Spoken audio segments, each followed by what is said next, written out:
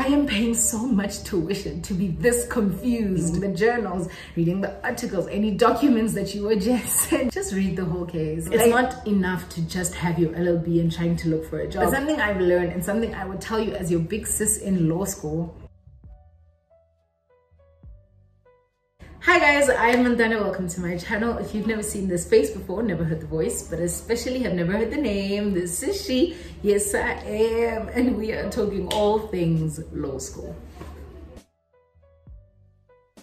Just a disclaimer that this is not a how to get into law school guide or how to get A's and dean's list and all that kind of stuff, because I don't know about that and I cannot speak on that. But as someone who has been surviving and is doing now their final year of their LLB degree, these are just some things that I would have wished someone would have told me a couple of years ago, things that I wish I had stumbled upon a video like this and seen some advice from someone a little bit older who's been doing it a little bit longer, and I'm just trying to be that for you. So if you find any of these tips helpful, please give this video a like and leave a comment and maybe ask some more questions and I can do a part 2. Let's get into it. Starting with my journey, like I said, I'm doing my final year of my LLB degree. I didn't do a straight LLB degree, which basically means going out of high school, doing your LLB straight in university for 4 years. I didn't do that part. So basically, I pursued my BCom law degree. What that means is that I went out of high school, I qualified for a BCom law degree specifically, which has its own requirements and everything.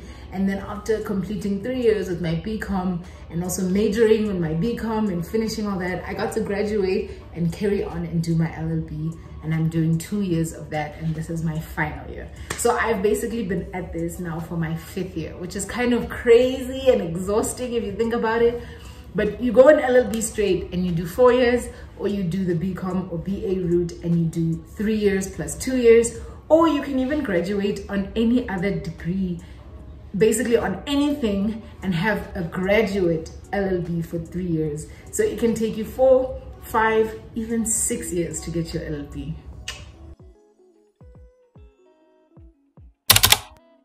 The first thing I definitely wish I was told a lot earlier, something that I wish was expressed to me in so much emphasis, is how you should be one with some sort of community other than school. You need to be joining clubs, societies, activities, sports, you name it, whatever it is that you are interested in. Find other people who are interested in it and form a club, or you'll find that there's already so many clubs. There's literally clubs like Sesotho Society, Zulu Society. Join anything, be part of something, because this gives you some sort of competitive edge when you're going to be looking for employment.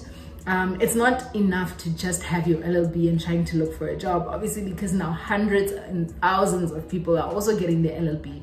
It's becoming so competitive that you need something on top. You need to show law firms or companies or whatever you want to work for that you are basically a well-rounded individual, that you have multiple sides to you, and that you were not just spending your years in varsity at the library just doing school. And I know that kind of sounds kind of crazy, that going to the library and doing the work is not enough, but it simply is not. The nice thing about joining clubs and societies also is that you get a beautiful opportunity to network. I would suggest getting into clubs that are more law related. That's if you really know that you want to become, like, you know, you want to do the whole candidate attorney or, you know, pupillage. If you know that you really want to do something deep into the law, then get into it. Join the law societies and join moot, or join, you know, the people who sit in courts hearings and disciplinary hearings for students, student representative bodies. Those kind of things are the things that complement law. And I would try go for at least 1 year.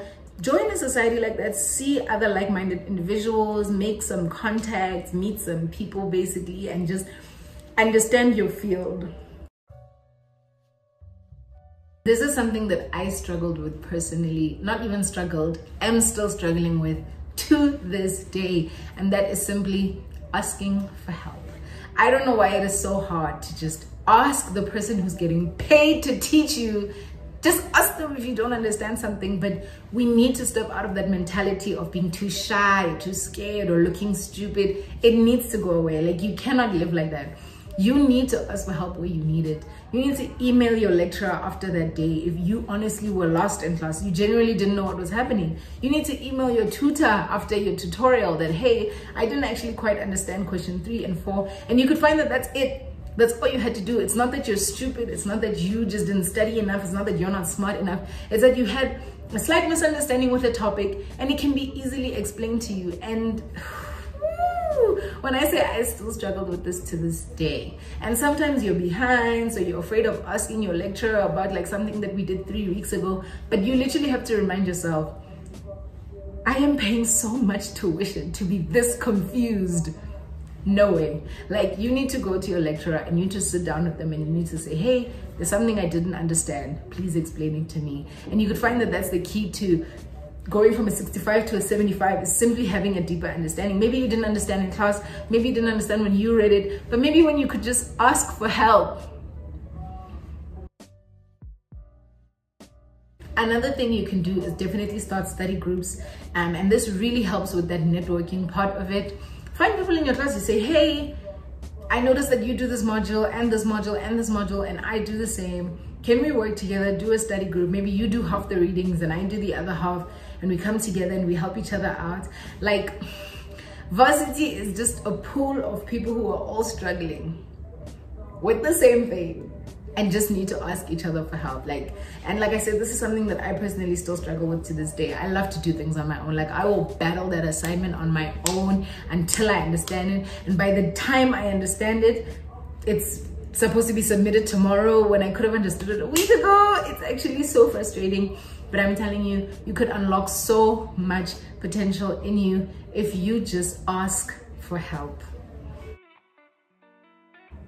This one this one I have a bit of mixed feelings about, but read. Just read. Like, being a lawyer is all about information. The whole legal field is about information, knowing what to do with that information, knowing where to find the information, first of all, knowing how to extract what's important and what's not, what's irrelevant and what is, what's old and what's new, what's been amended, what's not. You need to know all that, and then you need to, out of all that information, find out, how can I use this information to actually put into action what I need from it? And all of that is only going to be learned through reading. And this reading is reading your textbook, reading the lecture slides, reading the cases, reading the journals, reading the articles, any documents that you were just sent. It's absolutely insane how much reading you have to do in law school, but it's unavoidable. And I'll be honest, in my first and second year, I didn't do much reading. You know, you find the summary of the case and you go through some notes and you can pretty much piece together how this works and you're good. But long term, that just doesn't work. Like, when I got to certain modules like property law, your textbook was like 5% important. Like, your textbook had a basic guideline, but in order to answer any question in property law, you needed to know what happened in the case. And like I said, you can always find a summary, sure, but something I've learned and something I would tell you as your big sis in law school, just read the whole case. Like, I know that sounds so terrible, and a lot of people do make it through their entire law degrees with reading summaries, but I promise you, once I stopped being lazy, once I really sat with myself and said, why have I never tried this? I honestly noticed a significant difference in my marks, like even in my understanding, because sometimes you read one case, the summary, and you get a certain perception or certain way that the court looked at a certain matter, and then you read another case and you see similarities and differences in how the court handled each case, and that can really be like so vital in understanding why one case was decided a certain way and why one case was decided another. It's actually so crazy to me that I have to say this to you, but like, don't avoid reading in law school. Like, that's what it's all about. And not only that, it's also important because as much as you are in law school and you're the one who enrolled and you're the one who's here and you're the one who's trying to make a career out of it, you need to know if this place is for you, because there's nothing as wasteful as studying for 4, 5, or 6 years only to realize, do I actually want to work in this kind of career where I have to read this much? Find that out while you're in law school. Like, while you're in your second year and you are seeing that this work is way too much for me to handle, there's no way I'm going to make it to 4th year where it's going to get more and more hectic, maybe you can start seeing if law is actually for you. This one is also a hard one to suggest just a little bit, but try keep up. Yo, and this one is also a wake-up call to myself, because you're not gonna catch up. Like, things are gonna keep piling and you're gonna end up doing things half-assed. Like, and that's how it usually happens, right? Like, it's week 1, you slack off, then week 2, you slack off a little less, but still slacking off, and then by week 3, you have week 1, 2, and 3 to catch up on, because there's a test in week 4. It's not worth it. Not if you want to survive this thing called law school. You need to stay on top of things. Like last year I had 9 modules, right? And obviously that's kind of insane to expect to be on top of every single module with every reading and everything. It wasn't going to be possible. But there are just certain modules that are just priority. Like if you don't read, if you don't attend, if you don't pay attention, if you don't do the pre-readings, you're going to fall behind so bad that you're going to be playing catch up the entire year. And you just don't want to be playing catch up the entire year, no matter what the circumstance is.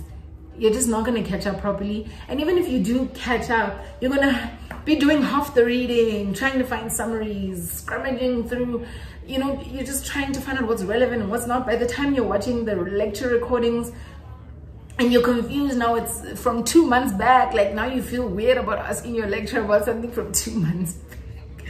It's a mess. And yes, I'm laughing because these are things that have personally happened to me. So that's why I'm laughing, because you don't want to catch yourself catching up the entire year.